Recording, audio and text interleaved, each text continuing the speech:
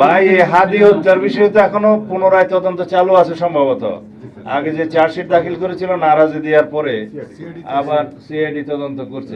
তো তদন্তরাধীন বিষয়ে আমি বিস্তারিত কোনো বক্তব্য দেব না। হাদি হত্যার দুজন আসামি এখনো ভারতে পালিয়ে রয়েছে, তাদেরকে ফিরিয়ে আনার আপনাদের কোনো উদ্যোগ আছে? পুলিশকে কোনো নির্দেশনা দিয়েছেন কিনা? পরিচয় নিশ্চিত হওয়ার পরেও তারা অভিযানের মধ্যেই সাংঘাতিকভাবে হামলা করে, এই বিষয়টা আপনি কোনো নির্দেশ দিয়েছেন কিনা? এই বিষয়ে আলাপ হয়নি, তবে এটা আলাপের বিষয় না, এটা তো সাধারণভাবেই মেনে চলতে হবে যে যারা সাংবাদিক বন্ধুগণ পরিচয় দেওয়ার পরে যেন হয়রানি না করে, এটা সাধারণ বিষয়। আমার প্রশ্ন, আর হাদি হত্যার দুজন আসামি ভাই এই হাদি হত্যার বিষয়ে তো এখনো পুনরায় তদন্ত চালু আছে সম্ভবত। আগে যে চার্জশিট দাখিল করেছিল নারাজি দেওয়ার পরে আবার সিআইডি তদন্ত করছে। তো তদন্তরাধীন বিষয়ে আমি বিস্তারিত কোনো বক্তব্য দেব না।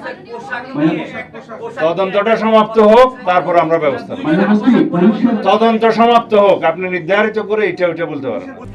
RICL TMX, যুগের পর যুগ স্থাপনা থাকে মজবুত,